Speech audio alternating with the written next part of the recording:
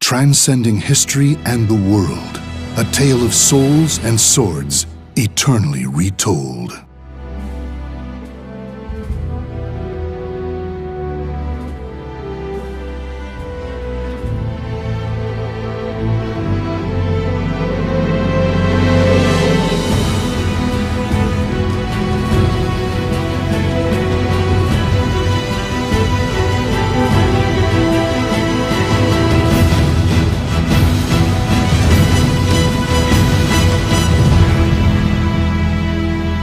Soul Calibur versus Mortal Kombat!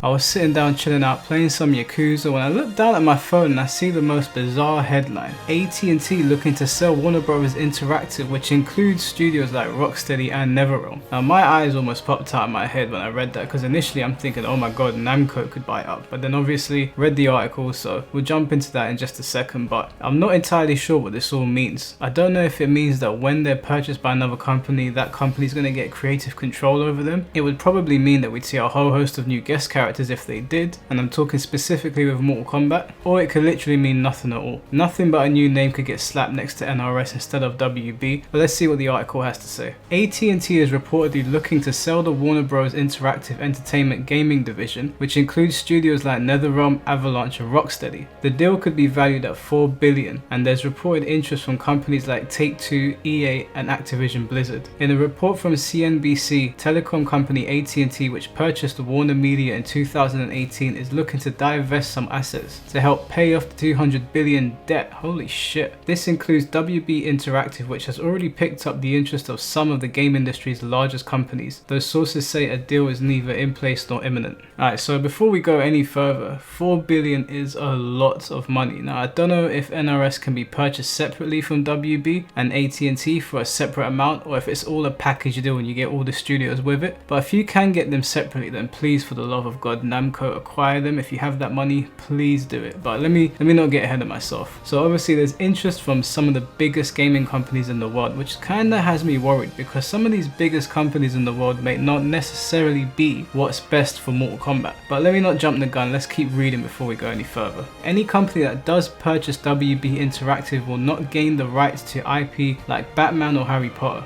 which is owned by Warner Bros. Instead, any deal will likely include a commercial licensing agreement where AT&T can continue to get revenue from its IP. A potential purchase will, however, include studios that belong to WB Interactive like NetherRealm and Rocksteady, the developers behind Mortal Kombat and the Batman Arkham series respectively. Now obviously the big story here for me is Mortal Kombat, as you've probably already guessed. I need to know if these companies gain creative control over them, because it could have massive implications. So apparently there is interest from companies like Take-Two, EA and Activision Blizzard, and to be completely honest with you guys, I don't want any of those companies anywhere near Mortal Kombat. Obviously they would be able to inject a ton of money into it, but first and foremost, EA would just riddle it with microtransactions or surprise mechanics, whichever nonsense they're calling it these days. I've had enough of those already in Mortal Kombat. I don't need EA making the random stuff in the game become Super Saiyan levels of stupid with a price tag. I don't want Activision to get their hands on it, because I don't want to find myself on a mission in Call of Duty with Captain Price and General Hanzo Hasashi or whatever, and I definitely don't want Blizzard to get their hands on it, because I don't want Sub-Zero to become the new Lich King in World of Warcraft or whatever. Obviously I'm being silly there when I say that, but I just don't know if these companies are the best ones for Mortal Kombat to go to. What I want, as I've said, more than anything in the world, even though I know it's not going to happen, what I want is for Namco Bandai to purchase it, because a while ago, maybe 2 years ago now, I made a video called Mortal Kombat vs Soul Calibur. Until this day, that is the crossover that I want to see more. That would be a more ambitious crossover to me than any Avengers film. Now if they did do that, I would propose that NRS handled the story elements of the game and Namco deal with the gameplay. I think that everyone can unanimously agree that NRS are the undisputed kings when it comes to constructing an engaging and enjoyable story mode within fighting games. Even if you don't particularly like the direction that MK has gone in terms of storytelling, it's far better than anything else out there. Tekken 7 would be the closest, and even then it's still not very close. The reason I'd like Namco to do the gameplay as well, I mean, it's pretty obvious. Have you played Mortal Kombat games? It's like 2 steps forward, 3 steps back most of the time. We've done done loads of videos covering Mortal Kombat on this channel, so if you don't know what I'm talking about, go and take a look. But Namco fighting games are normally better all around. They have less issues, they aren't as frustrating to play, and they have more staying power, which means the player base remains large for a longer period of time. They can divvy up the content between each other, but what do you guys think about all of this? Do you have a company in mind that you'd like to see Mortal Kombat NRS become a part of? Do you have any dream crossovers for Mortal Kombat? Let me know in the comment section below. The next story isn't really a news story per se, but it is really interesting. I came across this YouTube channel called Alana Pierce, and Alana is a personal friend of Troy Baker apparently, and that's how she's got her opportunity to play The Last of Us before it's released, and she's done a Q&A on her channel. If you want to watch her explain how The Last of Us 2 is, definitely head over to her channel and give the video a watch. It's very interesting. Now, she goes over the gameplay quite a lot, and we're not going to touch on that too much, but firstly she opens with how restrictive reviews were of this game. Not only were they restrictive around the story, but they were very restrictive on what they could say about the gameplay. Now, much like Alana, that is the first time I've ever really heard a developer be so restrictive on gameplay. Normally that's something they're very open about, like speaking about when it comes to reviews. So the first question asked by one of the people watching was if the game was fun, and she replies with no, and immediately I'm looking at the computer screen sideways, like my eyes are wide. I'm fully listening now. She did explain that in terms of gameplay, nothing Naughty Dog has done before this even comes close, but because of the themes in the game and the general tone surrounding it, it becomes an unfun experience. She goes on to say that the story is deep and heartfelt and very harrowing. She does say that the story is too revenge driven, but it does end up developing beyond that. However, she says a lot of the relationships in the game aren't very interesting and that they pale in comparison to Joel and Ellie, which is something that I think everybody kind of feared would happen. Now, her words, not mine, you can go watch the video. She says, none of the gay stuff seems thrown in your face or forced, and it doesn't feel like SJW trash. There's just gay characters in the game. She deconfirms one of the very big leaks, and I think we all know what she's talking about when she says the very big leak isn't true. Now, like I've said to you guys a billion times before, I want to like this game. I want to be wrong about how I feel about it. Now, as I said, Alana talks a lot about the gameplay, but I'm already 100% confident that the gameplay in The Last of Us is going to be fire. Like, I know the gameplay is going to be sick. You just have to look at Naughty Dog's past games to know that what they're going to do in terms of gameplay, in terms of graphics, in terms of world building, it's going to look really good. No amount of woke politics is ever going to really change that, because Naughty Dog is one of those studios that just strives for absolute perfection in their gameplay. But I have seen a lot of strawman YouTubers that have said people are backtracking now, but last time I checked, I've said since the beginning that Last of Us gameplay is not going to suck, so I don't know what these guys are talking about. The focus for me has always been on the storytelling. Now, Alana does say that the story in this game is not as good as the first one, and obviously the first one would be very hard to top. It was just so perfectly written. But there are some things that I don't agree with Alana, and this might be silly to say because I haven't played the game yet, but it's something that she said and something that reviewers have said. Some reviewers have been saying that the game only shows the worst in people, and so it becomes an unfun experience, and I've got to be completely honest with you guys. That seems like a weird thing to say, and it's not something I would really put the game down for. You only have to look at society today to see how people are and how they behave. Now, times that by 1,000, and by 1,000 I mean imagine how people would behave in an apocalypse.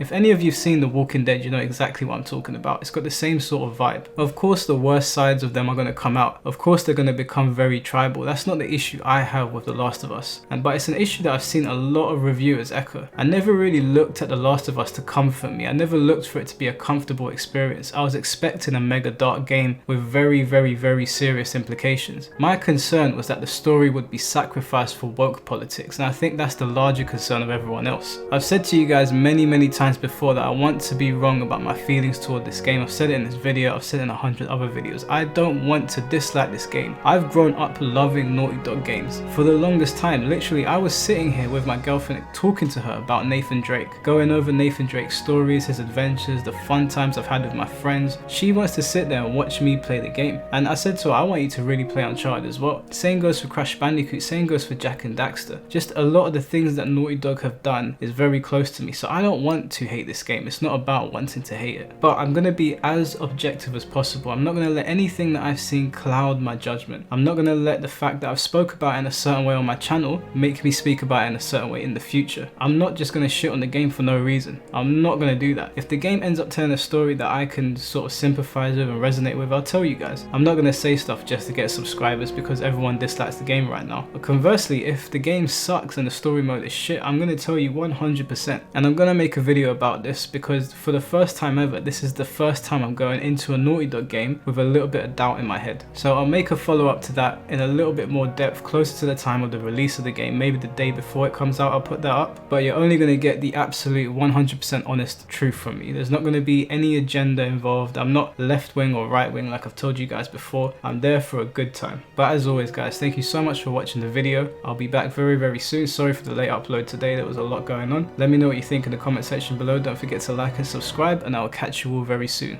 Peace.